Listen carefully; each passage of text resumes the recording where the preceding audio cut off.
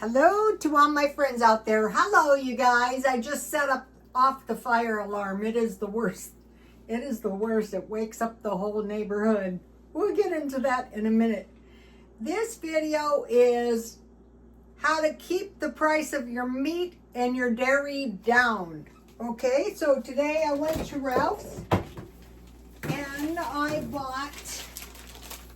I like these $5 trays at Ralph's. That's a regular price. And I bought, I told my son, I have to have bacon.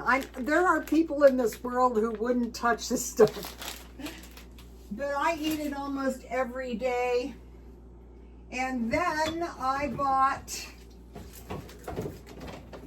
this Markdown buttermilk so that I could make cheese.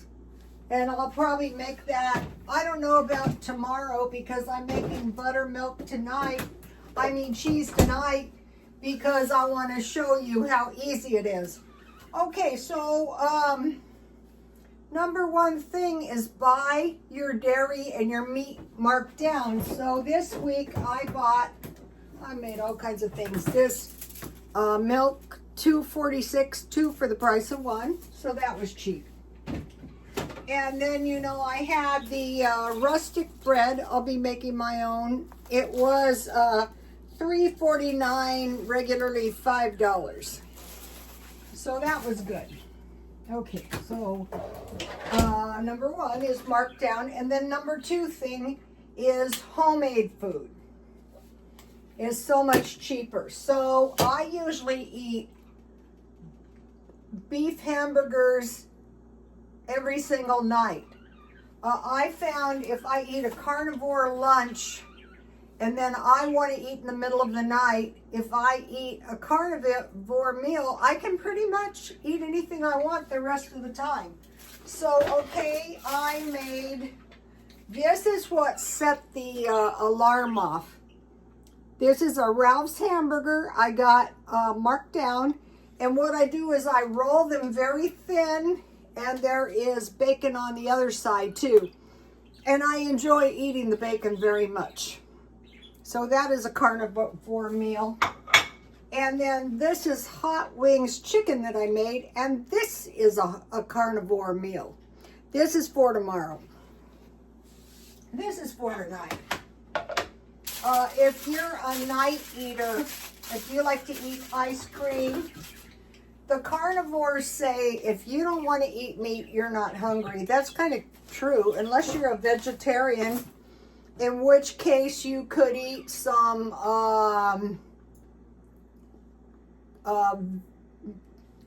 low-carb vegetarian food.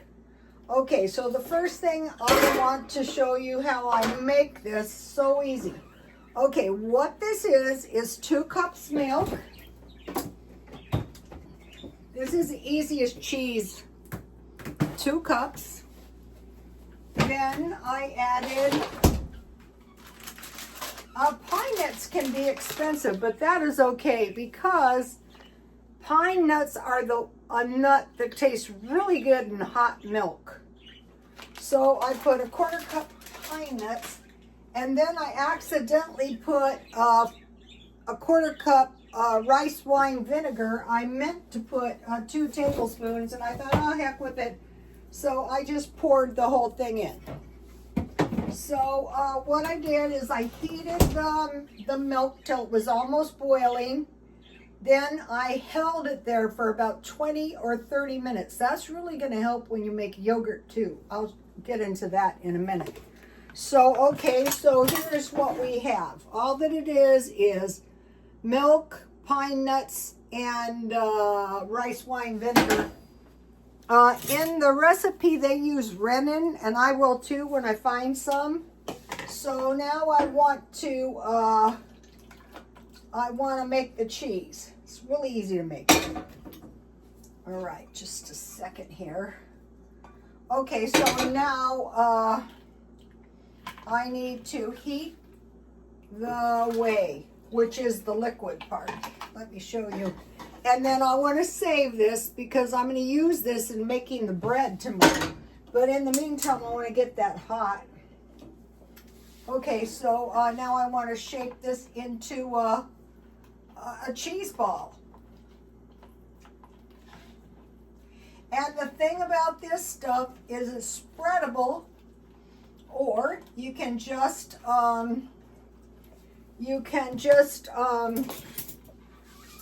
let it set in the refrigerator and slice it if you want. So as long as you have, it's better to use whole milk. If you have Walmart whole milk, if you have, just gently press it, and more whey's coming out, so we want to get that boiling. This is easy. This was the Caesar diet. All right, this came from the Caesar diet. I am so glad I found this out. Don't ask me, I don't know how it came up. Okay, bread, rustic. I'll be making my own. Fish, so I took tuna, sardines, salmon, and clams out for this week. You might not see me eat it because that's what I usually eat for lunch. All right, all right, here's my cheese ball. It's that easy. So, okay, so can you stockpile milk? Yeah, you can stockpile powdered milk. All right, so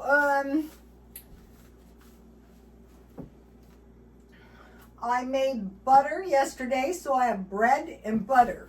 If you didn't see the video, I'll show you the butter. I'm not going to show you the recipe again because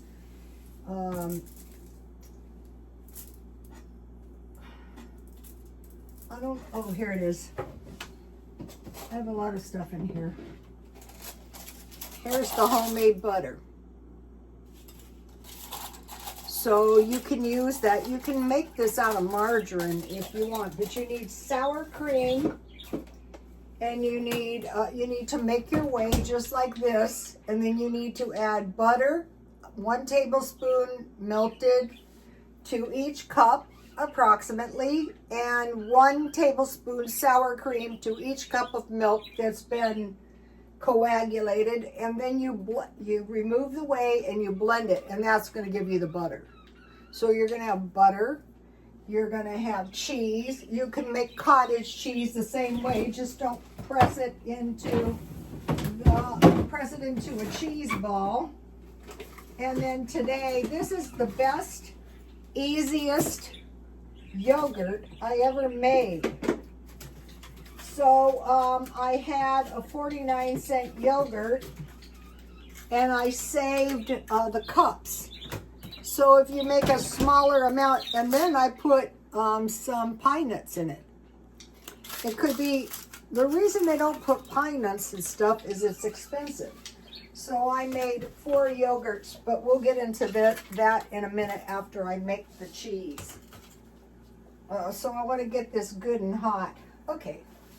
So, okay, we have bread and butter, cheese. We have, which we're making homemade. I bought milk, Markdown buttermilk, so I watch for buttermilk.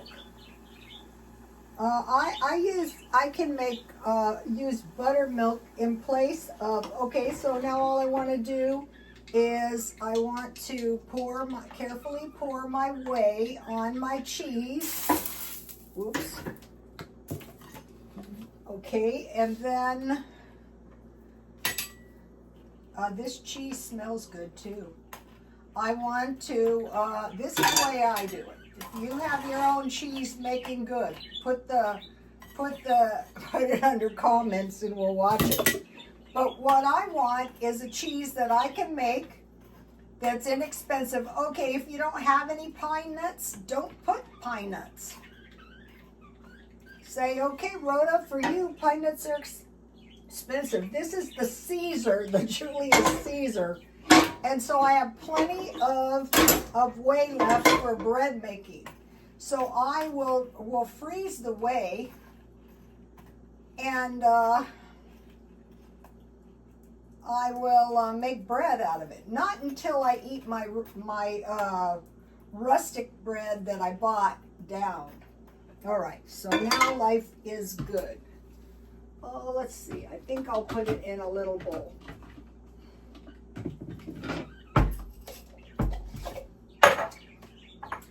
I think this is about a half a pound or maybe more. So let me show you the cheese. Uh-oh. Uh-oh. It lost some of the cheese. That's not the worst. That's not the worst. The worst is the fire alarm because, you know, that's so annoying. All right, so now what I bought for my rustic bread is some sesame seeds. So I want to get more nutrition in everything at my age. So you need some fish and some nuts. So think of the hunters and gatherers. Think of the prehistoric men. I've been studying this, you guys.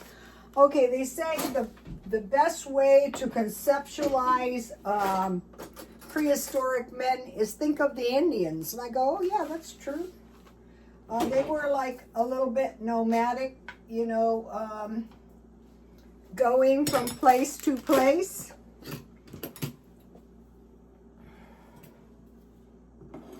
No wasting. That's a nice big bite. All right, so here's the cheese.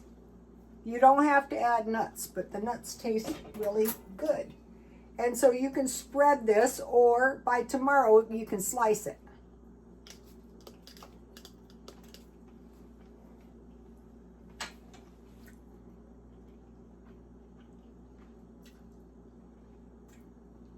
I don't find the vinegar disagreeable, but it's usually 1 tablespoon vinegar for each cup of milk. Okay, now I want to, you know, the more times you do something. All right, what I did this time that worked really, really good is this is the pan I use. I heat this pan with boiling water, and then I just covered it with some foil. And at the beginning, I put the little yogurt cup that I got for 49 cents in the corner of the oven. And then when this was hot, I put this in front of the yogurt. And then after I scalded the milk, I put the yogurts. There was 5. I ate one. They're so delicious when they're nice and warm. Okay, so there's 4 of them.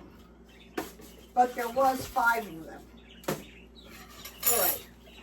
So I have 5 yogurts. I have a nice little batch of cheese. I have butter. I have rustic bread. So in time, you're going to eat better, much better. All right. Okay, for the cheese, 2 cups, 1/4 cup pine nuts. Cook until bubbles. Hold the temperature 20 to 30 minutes. Add 2 tablespoons rice wine vinegar or any vinegar or Rennet. Let curdle. So when you add the vinegar, it will start to curdle. Stir it around and then cover it with any lid and let it cool. And then you saw what I did. Shape it into a cheese ball and pour the hot whey over both sides of the cheese ball. Okay, now for the yogurt. All right.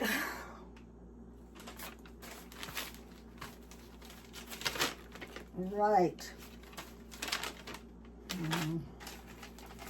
My notes are a bit messed up.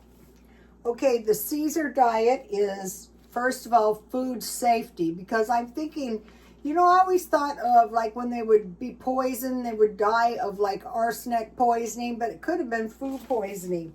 So first thing, food safety: bread, fish, figs, and cheese. So I'm going to be looking for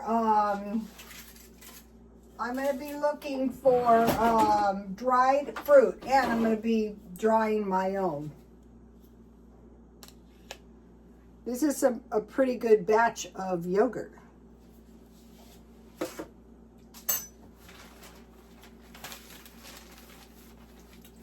As soon as I find a good deal, I'm going to buy so many pine nuts, because you can add pine nuts to your bread, to your yogurt, to your cheese. All right, now. All right.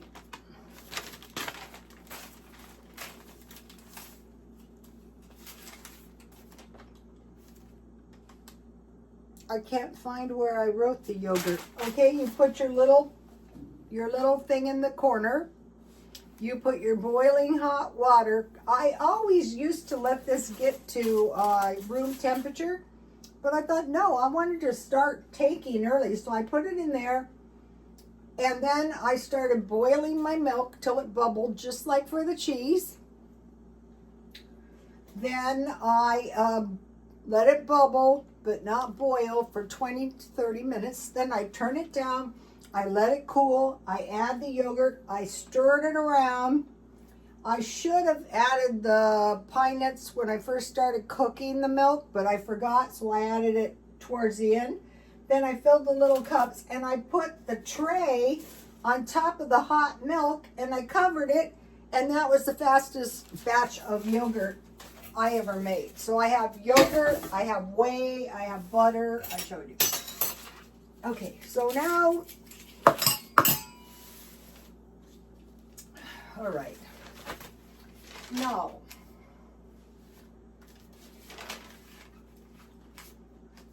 so this is how we can get the dairy and the meat cheap, by buying the meat and the dairy marked down and making stuff homemade.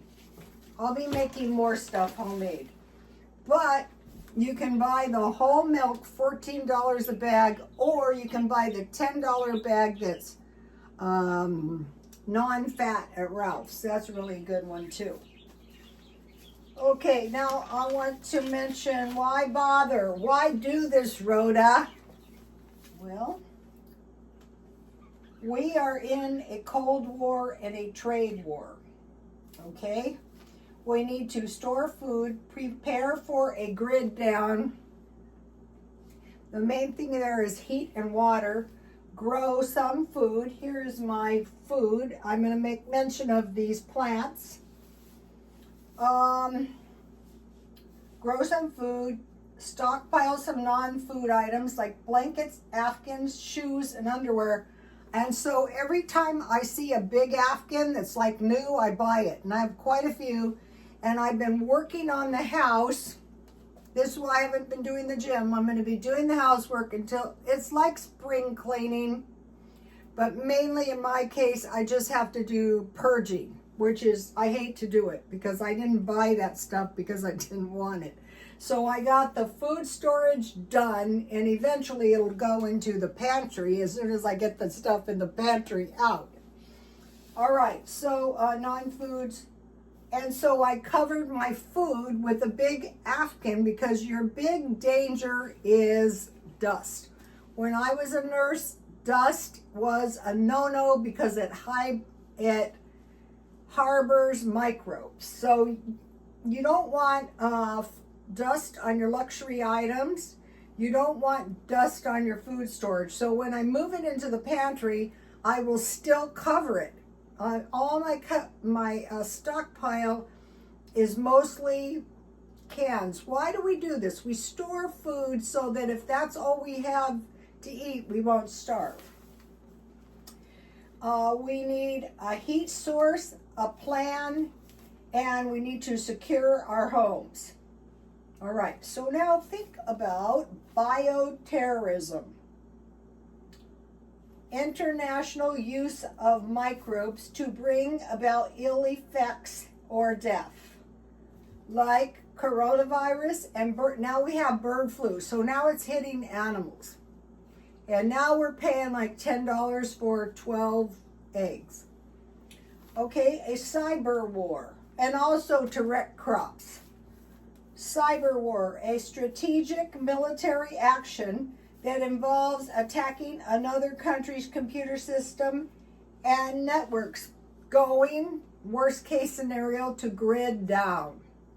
That is what's going to happen if there's a nuclear attack. It's going to knock the grid down. Okay, so now I have been studying cavemen, and you go, why bother? Well, it's actually pretty productive. I have learned so many things. Like the early men were considered like scavengers. They would scavenge around for food. One of their methods of hunting is to chase the animals off a cliff, like large animals. Well, that's a pretty good strategy. Okay, so not all of the cavemen, but some of them had dwellings in caves, and that went on until rather recently. You know, you might think, oh, that was millions of years ago. No, it's really not. And so they came up with tools, and they scavenged for peanuts and acorns, and then finally they domesticated some dogs. They would scavenge for pine cones and acorns, not easily done. Okay, the book is Prehistoric Men by Robert J. Braidwood, full audio books. So I am just learning so much about, and so think about civilization. So if the early men were like Indians, think about the advancement only since America came into being 200 years ago. And what brought this on was language and reading, writing, planting plants, and domesticating animals. So this was interesting. They said probably how animal husbandry started was they liked to eat small animals, so they brought them home, and then they domesticated them. Okay, so that there's a lot of good things to think of. Then I'm reading Reincarnation. I'm listening to the audiobooks, Reincarnation and Karma by Rudolf Steiner. Okay, I do not believe everything to do with this, but they make some good points. Like everything you do now is going to affect your future life. If you look at it in a microwave, yesterday is your memories. Everything today creates tomorrow. So in their case, they want to live a good life, so the next one is good. Okay, so also I want to mention the Grimaldi Royals. Some of the early cavemen were in France. So I was trying to figure out if that was part of the Grimaldi family or they just claimed them, and I couldn't really come to the end. So there was the Peking man, there was the Grimaldi, and then there was German cavemen. Okay, so now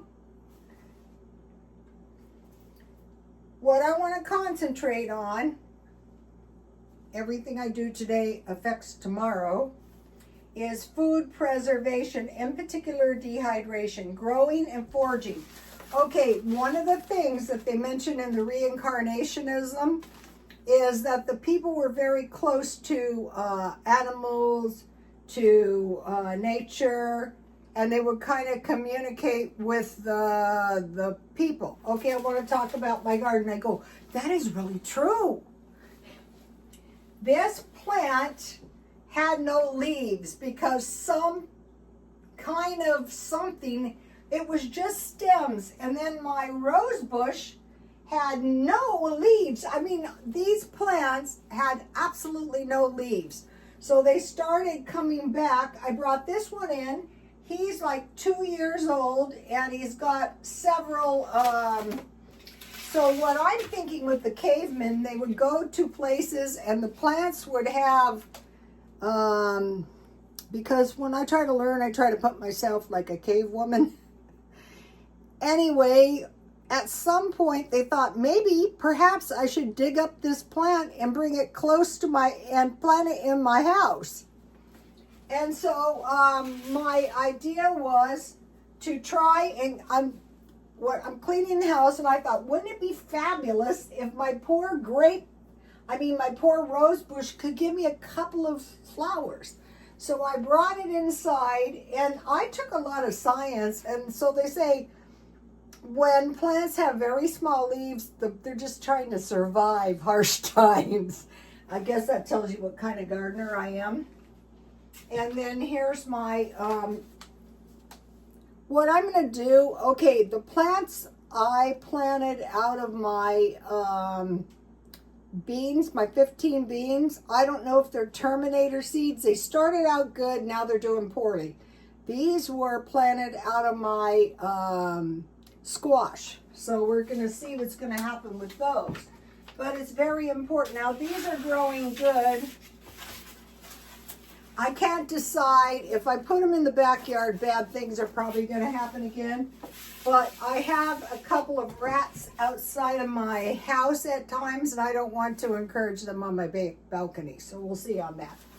So, okay, so the main food dehydrating I'm going to be doing is fruit.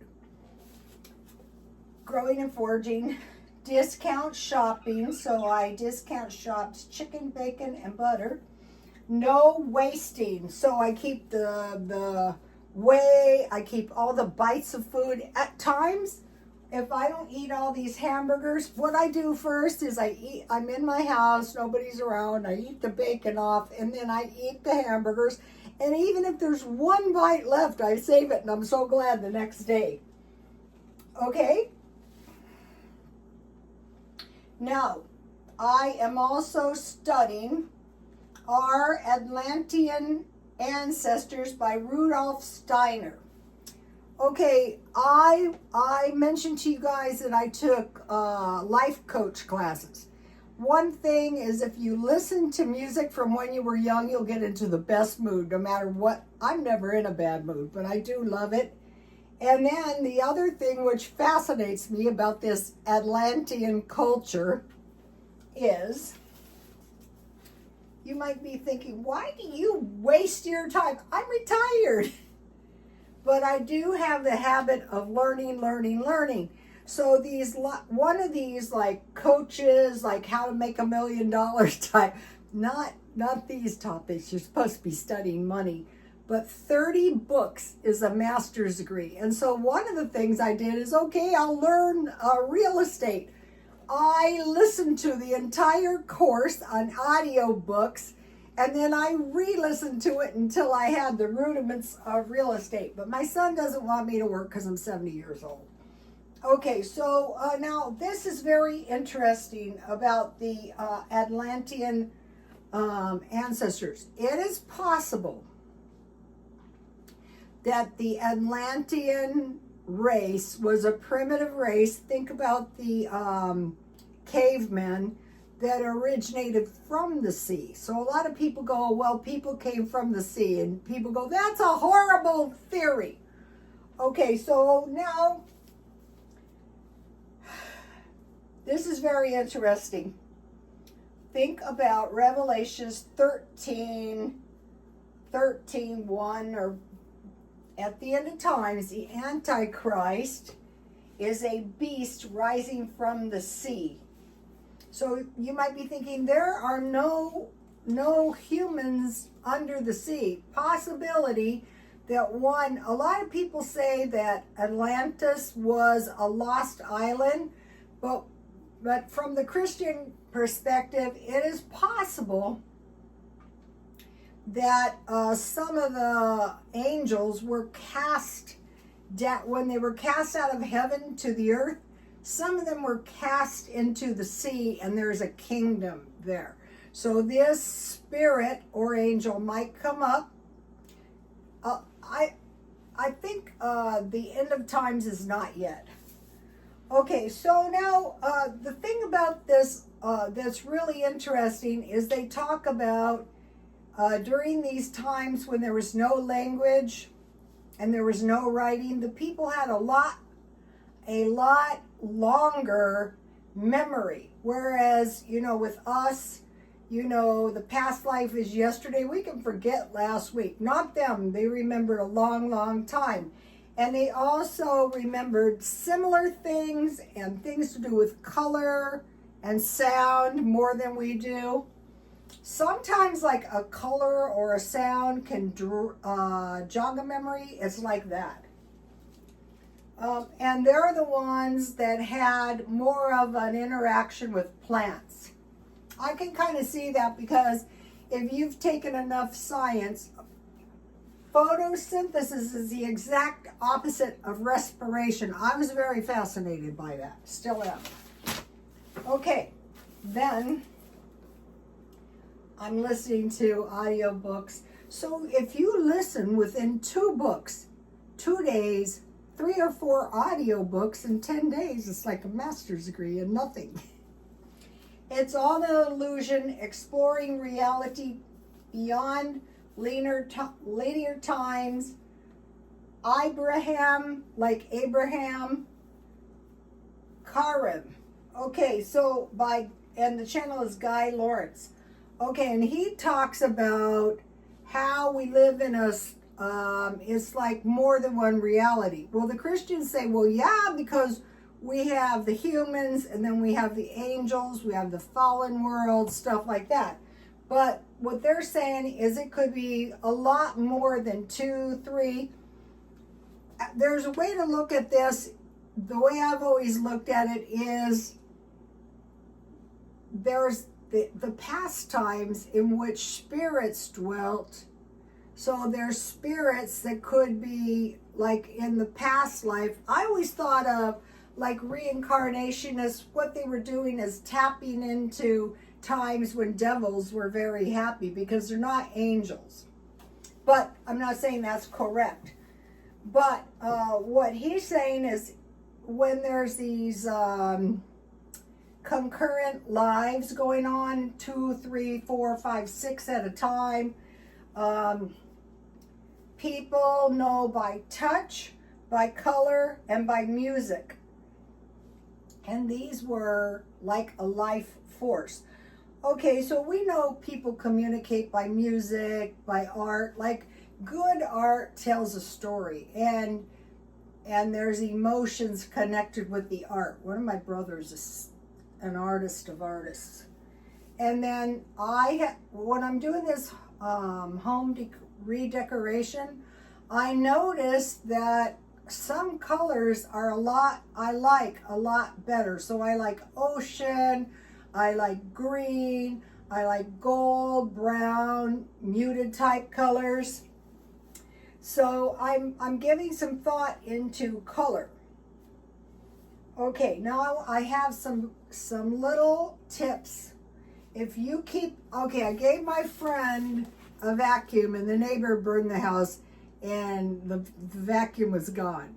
So basically, I'm thinking the vacuum was gone before the arson.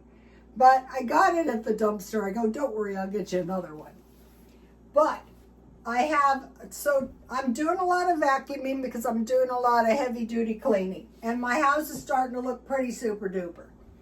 Okay, so if you keep your vacuum clean, it's never going to break down. What breaks it down is when it gets clogged up with dirt. But I don't buy expensive vacuums. So if mine conks out, I'm not going to be terribly upset. I got 3 fans. I got an air fryer. I already have an air fryer.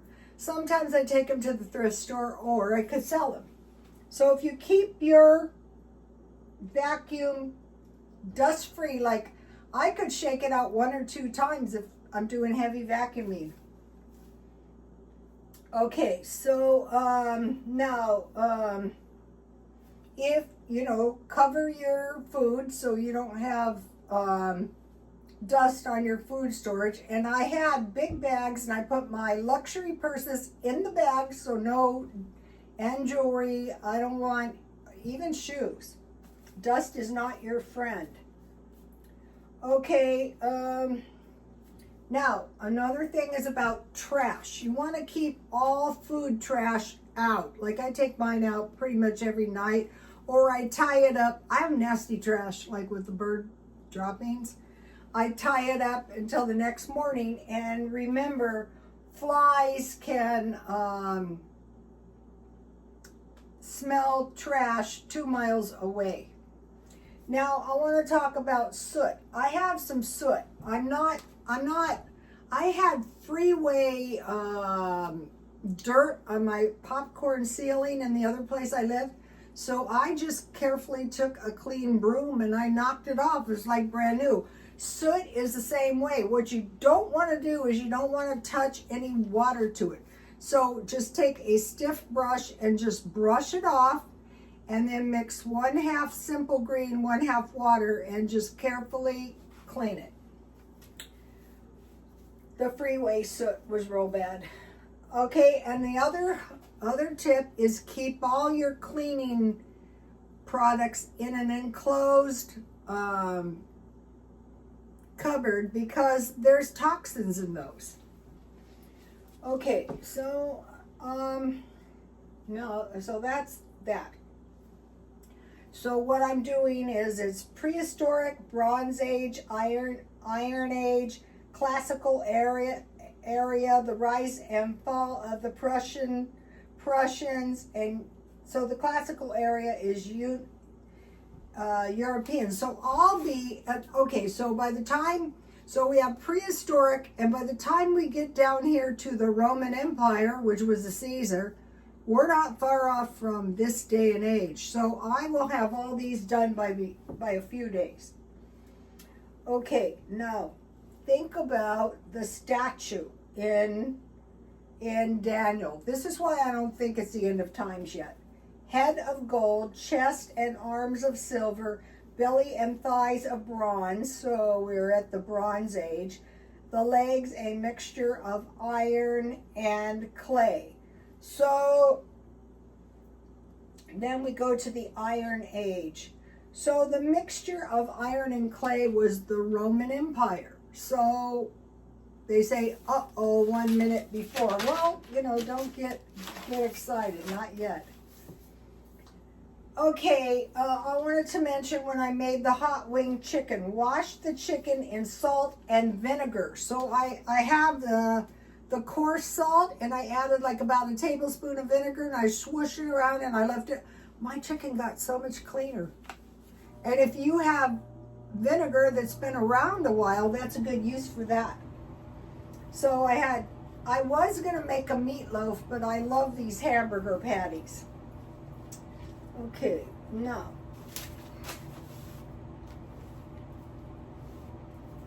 let's see. Now back to the reincarnationist stuff. Okay, everything we do in this life, first of all, they don't want to die. So the Christians say we have an appointed time to be born, and you will die because you ate the fruit, Eve. You mess us all up. If you want to hear something wacky, listen to the audio book of Adam and Eve. That is wacky, but it was very entertaining and it's kind of creepy. Okay, so everything you do in this life is going to affect your future life, and they don't want to die. They want to stay alive as long as they can, but if they do die, they want to make sure that they're going to go into a good future life.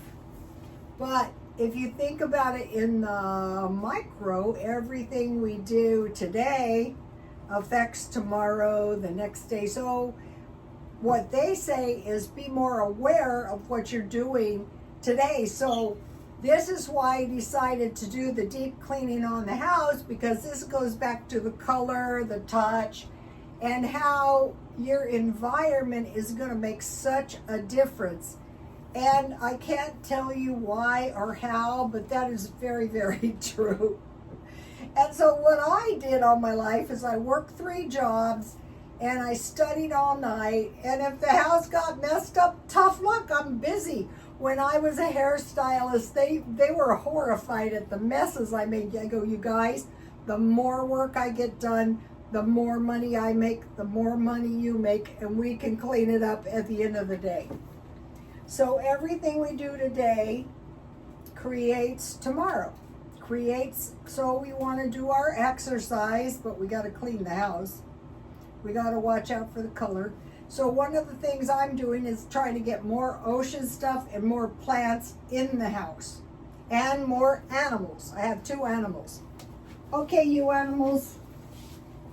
These are my children. Children, look how cute these birds are. They cost me so much money. You cannot believe it. I have to get 5 kinds of food for these guys. All right, that's okay. But I'm not getting more animals because I rent and I like my happy home. People around here have so many pets. Okay, now think about yesterday as a past life. Okay, we can't remember our past life, but it's gone. So this is very important. Like when I was going to the self-help group, and I didn't find it horribly helpful, but I did go. You're supposed to examine everything. How about thinking about it as a past life is gone, it's over, and sometimes thank God. But also, you can make your future life totally different from your life now, and you can have a totally different life. Okay, so think about the prehistoric men. Basically no language. So how they lived is through images. So that is why your environment is so important, like the images you subject yourself to. No writing and nature. We see a lot of the occult things, this big focus on nature. Possibly some of the genetic memories have to do with nature, plants, and animals. And then think about, now I do pursue art of all kinds. If I like it, I buy it, I keep it. When I'm done with it, I purge it. Music, color, and nature. Okay, so this is it, and be thinking about the future. This is one thing I wanted to say. This is the most important thing of all this whole topics. Okay, I went to college and one of the teachers said, why did we go to college? And it got called on people and the kids would go, I don't know, to get a better job. And he's going, no, to plan and save for the future. So the prehistoric man didn't have this planning mechanism. And so it says we rely on written material, on logic. In a way, we're losing that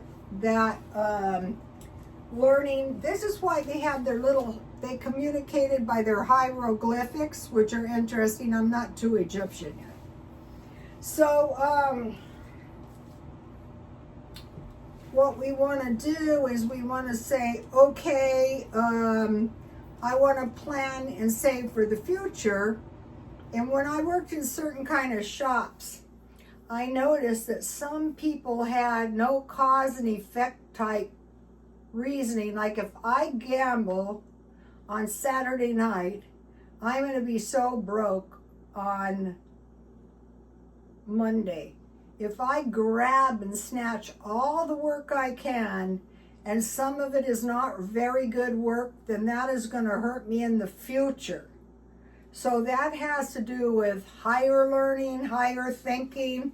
So we're not just drifting around. That's why we think about trade wars and all that stuff that I mentioned. And that's that. Okay, you guys. I'll see you tomorrow. Please like.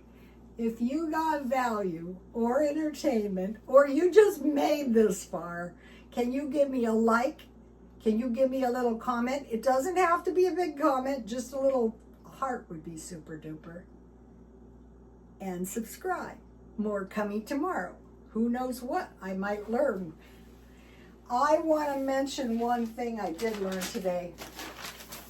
What was the medieval diet? Okay, eggs. They didn't kill their chickens because the eggs were so valuable. Sheep for milk and wool. They didn't kill their sheep until they were no good for milk. cattle. They didn't kill their cattle generally until the cattle got very old. And one of the things that they made was meat pies. So those would go back way down, back into the ages. And during the Depression, the meat pies. Okay, pigs and goats. Now about the pets. At night, the animals or livestock had to stay in the house with the people, which were smoking the meat in the house with the animals, generating fleas and lice. Okay, so then the main food was fats, cereal, pickled food. Barley, oats, and rye were a staple. Bread and vegetables. The poor eating more brown bread. They would fish, but the rich people weren't big into fish, which was strange because Caesar was eating fish, bread, cheese, and figs. They made ale out of apples and would drink approximately 1 gallon a day, not just for water, but for calories, because their food was very, so it was peas, beans, and acorns. Okay, so we want to stockpile some green peas. I think those are one of the most valuable. I don't know if they're considered beans, but even more valuable in a way than pinto beans, because they go good with vegetables, with pork. You can put milk in them. Okay, I'll see you tomorrow. Please like, comment, and subscribe. And God bless you all. Bye, you guys.